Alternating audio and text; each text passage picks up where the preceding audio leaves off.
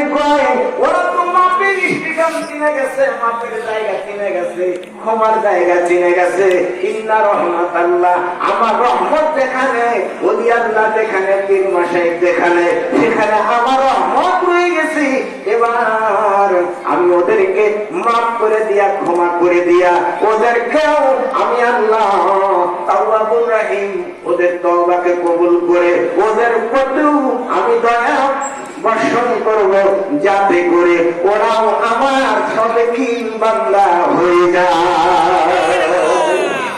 এই জন্য Jalaluddin Rumi বলতেছেন, ওরা মুর্শিদ বিনা খোদা মিলবে না, তোমরা জানো না, মুর্শিদ বিনা খোদা মিলবে না। রাগ করতেছেন, খারাপ লাগতেছে বাবা? আজকে দেখতেছি এখানে আশেক মানুষ খুব কম, কারণ আমিও তরিকতের মানুষ। আমি বাহিরে জালসা করি, এতক্ষণ দেখা যায় ময়দান ইলা পড়ে যায়। আরে মুর্শিদেরই খেদমত করলে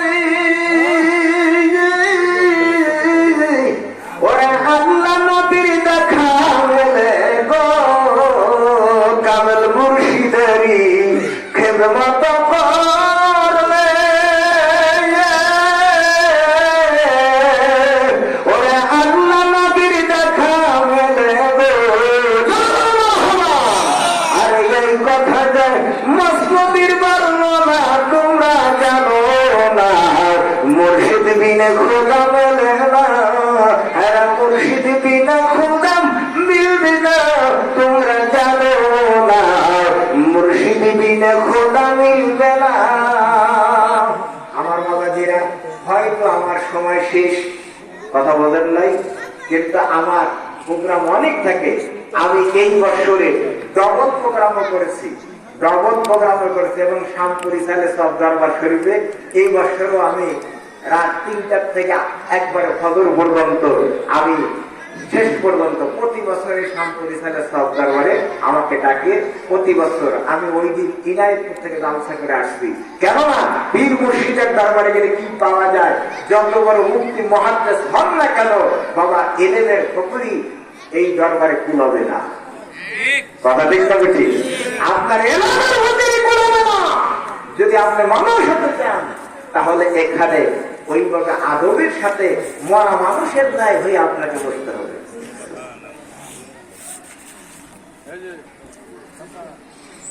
দরুদ আল্লাহুম্মা সাল্লি আলা সাইয়্যিদিনা মাওলানা মুহাম্মাদ ওয়া আলা আলি সাইয়্যিদিনা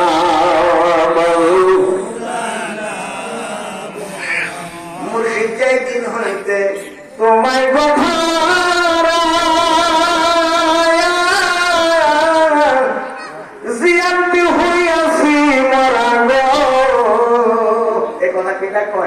জালালউদ্দিন রুমি কয়, পাগল শামসুদ্দিন তাবরেজির কাছে বায়াত গ্রহণ করলেন, যিনি 70 উটের বোঝা পরিমাণ কিতাব লিখেছে, সেও একজন পীরের কাছে যাইয়া বায়াত গ্রহণ করলো, আর তার খেদমত করলো কি?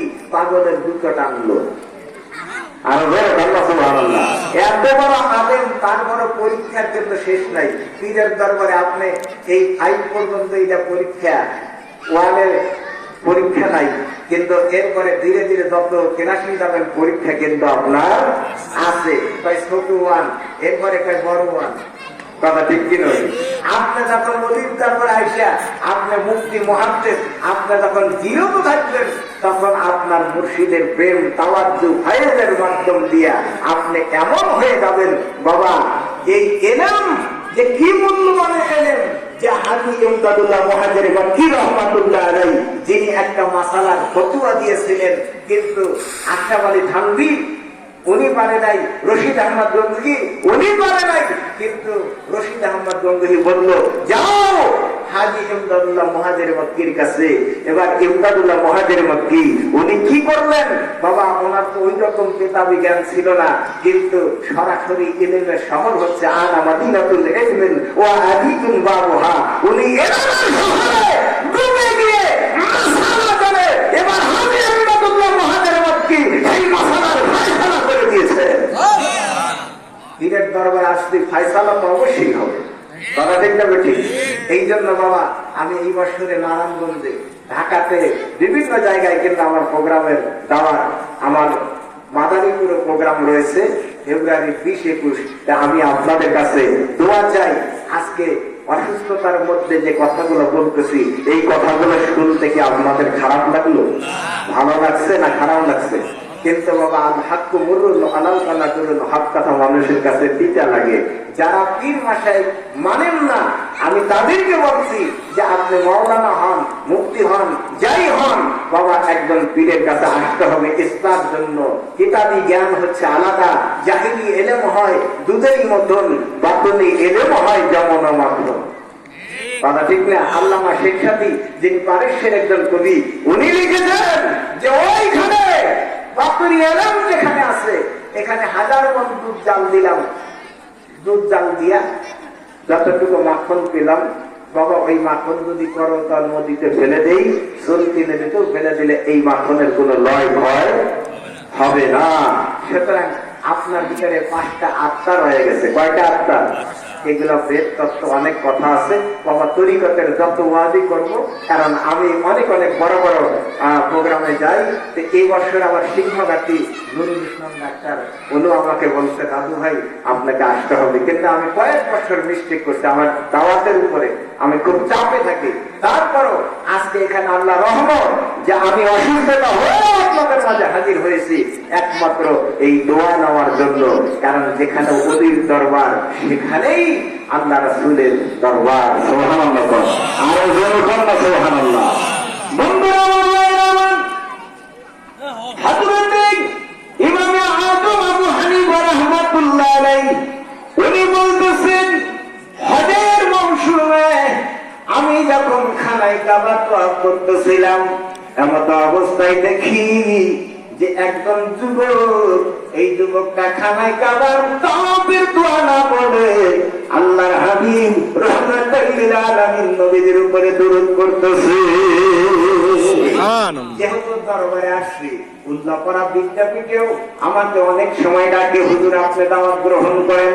আমার বাবাজিরা আসুন, এবার বলতে চাই, কেন আমরা নবীর উপরে দুরূদ শরীফ পড়ি, মৌমাছি যদি আপনার রাসূলের উপরে দুরূদ শরীফ পড়া গুনগুন কইরা যদি ওই পাঞ্চা টক ঝাল এটাকে যদি সুস্বাদু মধুতে পরিণত করতে পারে, বাবাজিরা মানুষের মতো মানুষ যদি আপনি হতে চান, খোদার কসম করে কইলাম কমপক্ষে 500 বার ওই রাসূলের পাকের উপরে দুরূদ শরীফ যদি আপনি পড়তে পারেন, আমি গ্যারান্টি দিয়ে বলে যাই, নবীর দরুদ যদি অ্যান্টিবায়োটিকটা যদি আপনার দেহ মোবারকে, দেহের ভিতরে যদি আপনার কলমের ভিতরে যদি আপনার এই অ্যান্টিবায়োটিকটা কার্যকারী হয়ে যায়, খোদার কসম করে বলতেছি 200 বছর পরেও আপনার লাশ খণ্ডন করে দেখবে আপনার এই সুগন্ধি নাই, কিন্তু আর একটা সুগন্ধির সংযোগ হয়ে গেছে।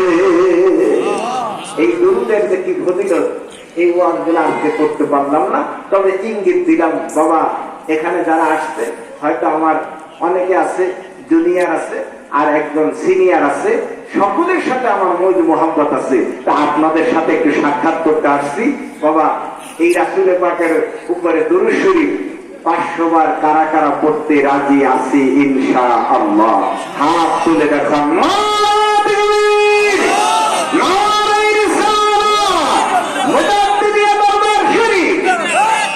আল্লাহ কবুল করুক, জয় বলুন আমিন।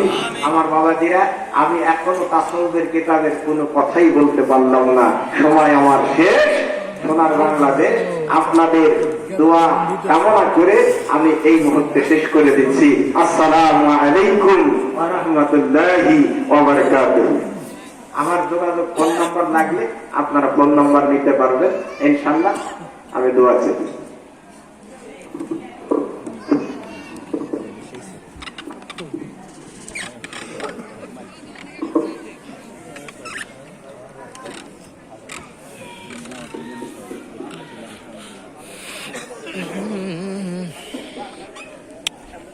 আসসালামু আলাইকুম।